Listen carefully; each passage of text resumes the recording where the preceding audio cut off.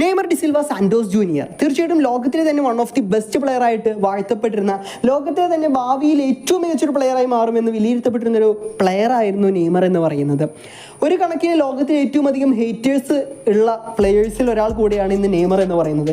എന്തുകൊണ്ടാണ് നെയ്മറിന് ഇത്രയധികം ഹേറ്റേഴ്സ് കിട്ടിയത് എന്നെങ്കിലും നിങ്ങൾ ചിന്തിച്ചിട്ടുണ്ടോ? തീർച്ചയായിട്ടും ആ ഒരു കാര്യത്തെ പറ്റിയിട്ടാണ് നമ്മൾ ഇന്ന് ഈ വീഡിയോ ചെയ്യുന്നത്.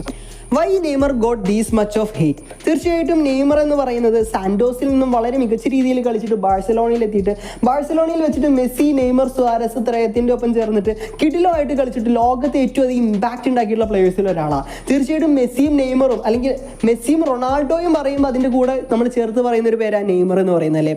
പക്ഷേ എന്തുകൊണ്ട് നെയ്മറിന് ഇത്രമാത്രം ഹേറ്റ് കിട്ടുന്നത് ചോദിച്ചു കഴിഞ്ഞാൽ ഫസ്റ്റ് റീസൺ എന്ന് പറയുന്നത് അദ്ദേഹത്തിന് കണ്ടിന്യൂസ് ആയിട്ട് ഉണ്ടാകുന്ന പരിക്കുകളാണ്. എങ്ങനെ കണ്ടിന്യൂസ് ആയി ഉണ്ടാകുന്ന പരിക്കുകൾ ഇത്രയധികം ഹേറ്റേഴ്സിനെ കൊണ്ടുവന്നതെന്ന് വെച്ച് കഴിഞ്ഞാൽ തീർച്ചയായിട്ടും അദ്ദേഹത്തിന് ഹേറ്റേഴ്സിനെ കളിയാക്കാനുള്ള ഒരു കാരണമാണ് അത്. ഇന്ന് ഊതിയാൽ പറക്കുന്ന ഒരു പയ്യനാണ് ഇത്രയധികം പരിക്കുകൾ. പക്ഷെ നമ്മളൊരു കാര്യം മനസ്സിലാക്കണം, ഊതിയാൽ പറക്കും എന്ന് പറയുന്ന ആ ഒരു പയ്യൻ പിന്നാലിട്ട് ഓടിപ്പിച്ച ഡിഫൻഡേഴ്സിന്റെ പേര് കേട്ടാൽ നിങ്ങൾ ഞെട്ടും. സെർജിയോ റാമോസ് പോലെയുള്ള വൻകിട ഡിഫൻഡേഴ്സിന് പിന്നാലിട്ട് ഓടിപ്പിച്ചിട്ടുള്ള ഒരു പ്ലെയറാണ് നെയ്മർ എന്ന് പറയുന്നത്. സോ തീർച്ചയായിട്ടും നമ്മൾ ഇങ്ങനെയൊക്കെ പറയുമെങ്കിൽ അദ്ദേഹത്തിന്റെ ഒരു കളിമികവ് നമ്മൾ കണ്ടില്ലെന്ന് വെക്കരുത്.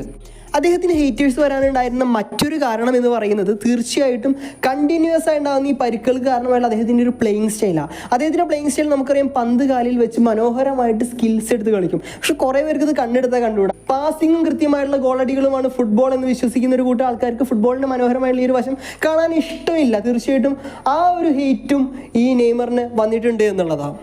തീർച്ചയായിട്ടും നെയ്മറിന് ഹേറ്റ് വരാനുള്ള മറ്റൊരു കാരണം എന്ന് പറഞ്ഞാൽ അദ്ദേഹം ഒരു ബ്രസീലിയൻ ഫുട്ബോൾ പ്ലെയറാണ് എന്നുള്ളതാണ്. തീർച്ചയായിട്ടും അന്ധമായിട്ട് നമ്മൾ ആരാധിക്കുന്ന ഫാൻസ് ഉണ്ടല്ലോ, അവരും നെയ്മറിന് ഹേറ്റ് കൊണ്ടുവന്നിട്ടുണ്ട് എന്നുള്ളതാണ്. ഓക്കെ, നമ്മളൊക്കെ എന്ന് പറഞ്ഞാൽ എങ്ങനെയാണ്, ഫുട്ബോളിന് ഇഷ്ടപ്പെടുന്ന ആൾക്കാരാ, ഫുട്ബോൾ കാണാൻ ഇഷ്ടമുള്ള, ഫുട്ബോളിന് ഇഷ്ടപ്പെടുന്ന ആൾക്കാരാ. സോ ആര് നന്നായി കളിച്ചാലും നമ്മൾ നല്ലത് എന്ന് പറയും അല്ലേ.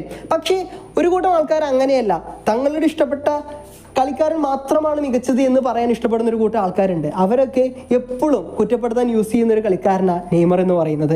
കാരണം നെയ്മർ എന്ന് പറഞ്ഞാൽ മെസ്സിയുടെയും റൊണാൾഡോയും അത്ര സ്റ്റാറ്റുകളാൽ സമ്പുഷ്ടമായിട്ടുള്ള ഒരു പ്ലെയർ അല്ല. അതുകൊണ്ട് തന്നെ കളിയാക്കാനും കുറ്റപ്പെടുത്താനും എളുപ്പം നെയ്മറിനെ. അതുകൊണ്ട് തന്നെ നെയ്മറിനെ ഹേറ്റ് കൂടാൻ അതും ഒരു കാരണമായിട്ടുണ്ട്. ഇത്തരത്തിൽ അന്ധമായിട്ടുള്ള ഫാൻസിൻ്റെ ഇടപെടൽ ഒരു കാരണമായിട്ടുണ്ട് എന്നുള്ളതാണ്.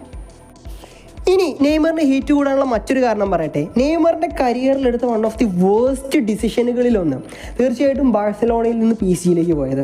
നമ്മൾ ആവേശ സിനിമയിൽ രംഗണ്ണനെ പറ്റി പറയുന്നില്ലേ, ഗുണ്ട ആയില്ലെങ്കിൽ അണ്ണൻ എവിടെ എത്തേണ്ട ആളാന്ന്. ഫ്രഞ്ച് ലീഗിലേക്ക് പോയില്ലെങ്കിൽ അണ്ണൻ എവിടെ എത്തേണ്ട ആളാ, നെയ്മർ എവിടെ എത്തേണ്ട ആളാ. തീർച്ചയായിട്ടും നമ്മൾ മനസ്സിലാക്കേണ്ട ഒരു കാര്യമുണ്ട്, നെയ്മർ എന്ന് പറയുന്നത് ലോകത്തിലെ തന്നെ ഏറ്റവും മികച്ച സ്കിൽഫുൾ പ്ലെയേഴ്സിൽ ഒരാളാണ്. ഇന്നും നെയ്മർ ലോകത്തിലെ തന്നെ ഏറ്റവും മികച്ച സ്കിൽഫുൾ പ്ലെയേഴ്സിൽ ഒരാളാണ്.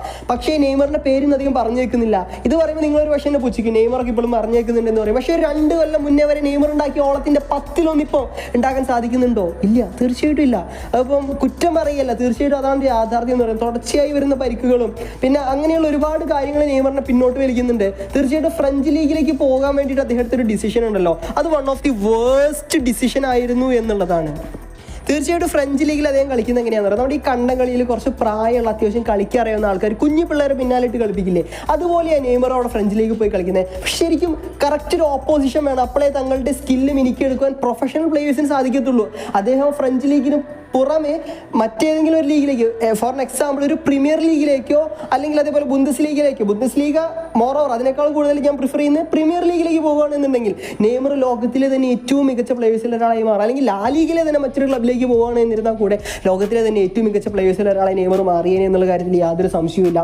തീർച്ചയായിട്ടും ഈ കാരണങ്ങളൊക്കെയാണ് നെയ്മറിന് ഇത്രയധികം ഹേറ്റ് ഉണ്ടാകാൻ കാരണമായിട്ടുള്ളത്. പക്ഷെ നമ്മൾ മനസ്സിലാക്കണം, ബ്രസീൽ പോലെ ഒരു വൻകിട ടീമിനെ കൈകളിൽ പിടിച്ചു നിർത്തി ഇത്രയും ചെറിയൊരു പയ്യനെ അല്ലെങ്കിൽ അദ്ദേഹത്തിൻ്റെ കളി മികവിനെ ഒരിക്കലും നമുക്ക് യാതൊരു നിലയ്ക്കും മറ്റൊരു പ്ലെയറുമായിട്ട് അല്ലെങ്കിൽ മറ്റൊരു രീതിയിൽ കമ്പയർ ചെയ്യാൻ പറ്റില്ല. ബിക്കോസ് നെയ്മർ ഈസ് നെയ്മർ, അത് നമ്മൾ മറ്റൊരാളെ വെച്ച് കമ്പയർ ചെയ്യേണ്ട ഒരു കാര്യമല്ല എന്നുള്ളതാണ്. So anyway, thanks for watching this video.